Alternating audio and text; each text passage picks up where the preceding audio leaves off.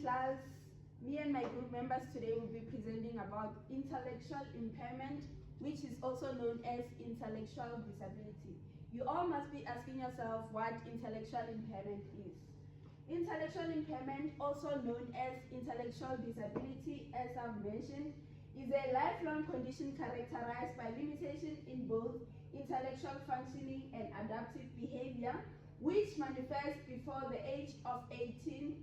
It affects a person's ability to learn, understand, and problem solve, as well as the ability to manage everyday activities, social skills, and communication. While there is no cure with the right support, individuals with intellectual impairment can learn life skills and participate in their communities.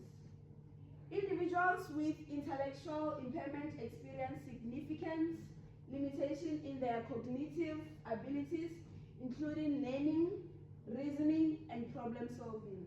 They also have difficulties in areas such as self-care, social skills, and practical skills needed for everyday life. Signs of intellectual impairment. We all know that learners with intellectual impairment have signs. So children with intellectual disability may sit up, crawl, or walk later than other children. They may learn to talk later or have trouble speaking. They may find it hard to remember things. They may not understand how to pay for things. They may have trouble understanding social rules. They may have trouble seeing the consequences of their actions. They may have trouble solving problems, and they may also have trouble thinking logically.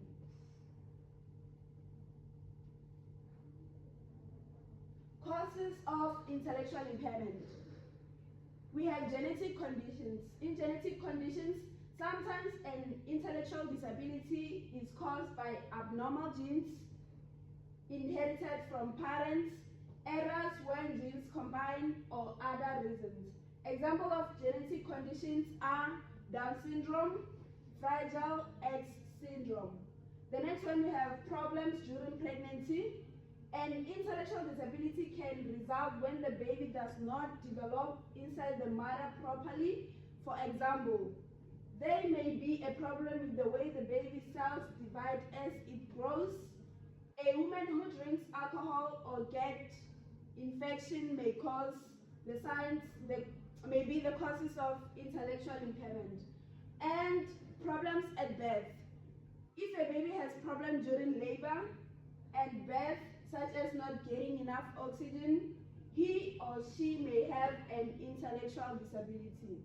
And lastly, we have health problems. Diseases like whooping cough, the measles, or meningitis can cause intellectual disabilities. They can also be caused by extreme malnutrition, in brackets, not eating right, not getting enough medical care. In intellectual impairment, we have internal and external factors. I'm going to start with the internal factors. We have genetic disorder, example, Down syndrome. Down syndrome is a condition that happens when a person is born with extra copy of chromosome 21.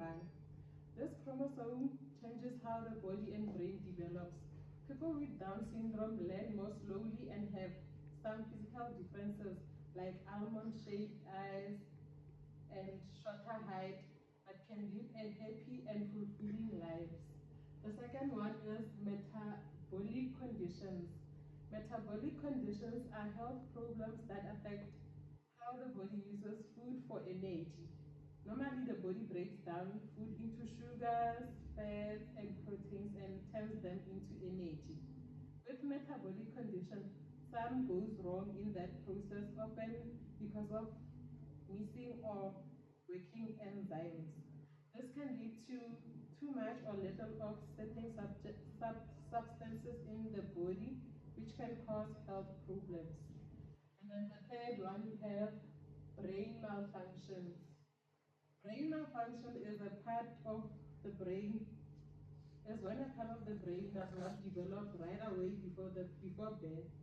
This can happen for different reasons like changes in genes or something affecting the baby during pregnancy. Depending on the type and severity, brain malfunctions can cause problems with movement, learning behavior, and or seizures. Then we have prematurity or low birth weight. Prematurity means the baby is born too early, before 37 weeks of pregnancy. Low birth weight means the baby is born weighing less than 5 pounds or 8 ounces. Both can happen together and they can increase the risk of health problems because the baby organs like lungs or brain might not be fully developed yet. With proper medical care, many premature or low birth babies grow up healthy.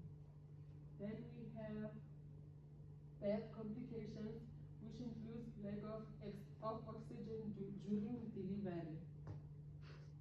Birth complications are a problem that happen during labor or delivery. One serious complication is lack of oxygen, also called birth asphyxia, where the baby does not get enough oxygen before, during, or just after birth. This can happen for different reasons, like a long labor problem with umbilical cord or issues with placenta. If the brain does not get enough oxygen, it can lead to injuries or long-term problems like developmental delays, cerebral palsy. Quick medical help during delivery can often prevent and reduce the impact. Then we have seizure disorder, for example, epilepsy. Seizure disorder, like epilepsy, is a condition where a person has repeated seizures. A seizure happens when there is a sudden burst of electrical activity in the brain that causes changes in movement, behavior, feeling, or awareness. And lastly, we have poor nutrition. Poor nutrition means the body isn't getting the right balance of nutrients it needs to grow, stay healthy, and work properly.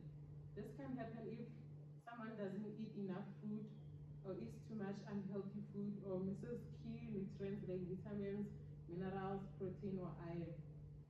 Poor nutrition can lead to problems like slow growth, weak immune system, tiredness, or trouble concentrating.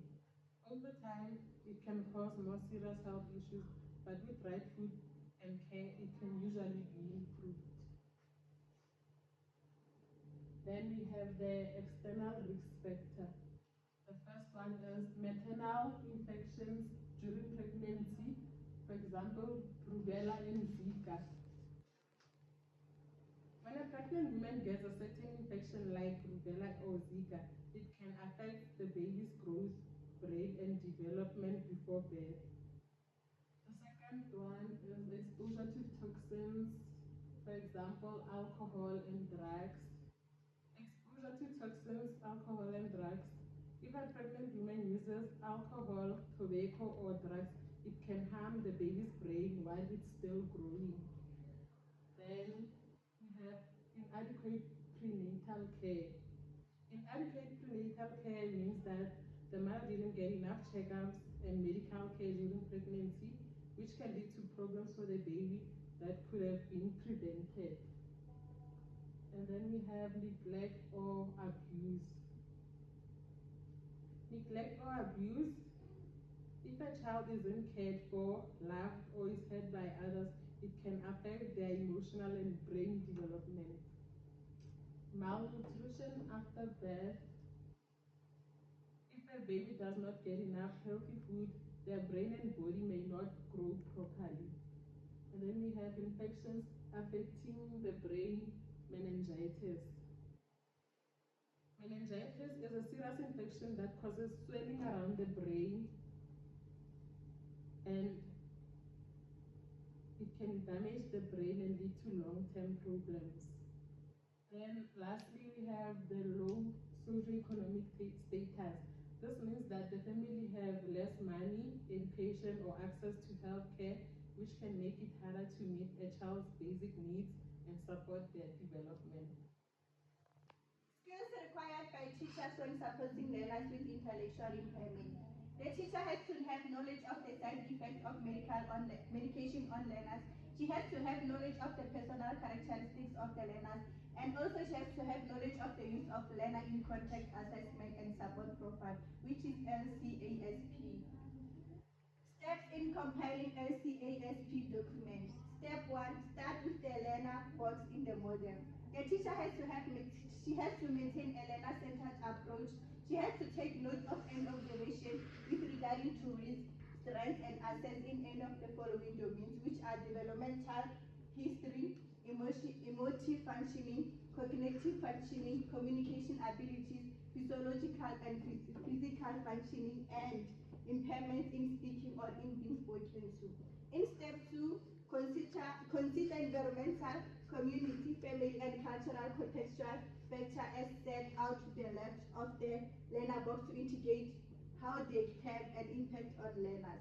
The teacher has to indicate how environmental, community, family, and cultural contextual factor have affected the learner. These comments are written on the left-hand column next to the observation and under the correct domain of functioning. On step 3, which is self-reflect and evaluate your own interactions and performance with the learners, and also think about classroom, social, and educational system factors that might affect the learner. This is done in the column to the right of the learner box. She has to evaluate the teaching strategies that you have previously used and their effectiveness, and their teaching strategies that are going to use in future. In step 4, make notes in the learning support section, which is section 3, in the right-hand side box, on how you plan to support the learner as efficiently as possible. She has to write notes on new ideas regarding the different types of support of the learner, add decisions that you should discuss with regard to the learner barriers with the school-based support teams, which is SPST. Step 5, plan how to implement these ideas when compiling an individual as ISP before implementing it. Implement ISP in classroom context. This is done within a group and sometimes individually. Step 6, evaluate all the assessment and ISP information. This is an ongoing process of the following: identifying learning barriers, assessing, summarizing all sources of information with LCASP, compiling an ISP, implementing the ISP, evaluating or re-evaluating the ISP, and restarting the process. And lastly, for every new set of barriers targeted by an ISP, a new ASP should be compiled. Lastly, we have learning support. The first one will be individual education plans. The teacher has to tailor learning goals based on the learner's abilities. She has to focus on academic, social, and life skills. She also has to regularly review and adjust with input from teachers, specialists, and families. The second one will be differentiated instructions. She has to simplify and clear instructions with repetition. She also has to use visual aids, hands-on activities, and real-life examples. And lastly, she has to break tasks into smaller, manageable steps. Thirdly, we have classroom support strategies. The teacher has to make small group or one-on-one support where possible. She has to also give extra time on assignments and assessments. And lastly, she also has to structure her routine and reduce anxiety and confusion. And on number 4, we have communication support. The teacher has to use symbols, pictures, and devices to support communication. She also has to encourage clear, patient communication with time for the learner to respond. And lastly, she has to utilize visual aids like pictures, diagrams, or schedules to support communication. Now on number 5, we have life skills and social development. The teacher has to teach daily living skills like hygiene, dressing, and grooming. She also has to support development of social skills, emotional regulation, and self-advocacy. And lastly, she also has to support individuals to manage their time effectively. On number 6, we have inclusive environment. The teacher has to encourage peer support and positive attitudes towards diversity. She also has to promote respect and understanding amongst all learners. She also has to ensure physical accessibility of buildings, facilities, and equipment. She has to foster positive attitudes towards individuals with intellectual impairments, promoting acceptance and valuing diversity.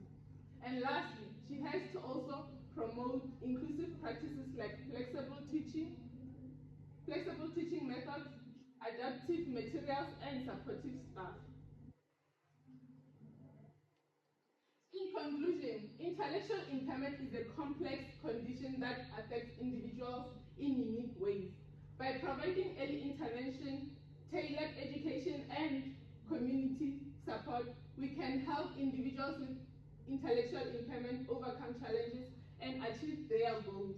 It is essential to recognize their strengths, promote inclusion, and foster a supportive environment that enables them to lead fulfilling lives and contribute to their communities. Ultimately, with the right support and opportunities, individuals with intellectual impairments can thrive and reach their full potential.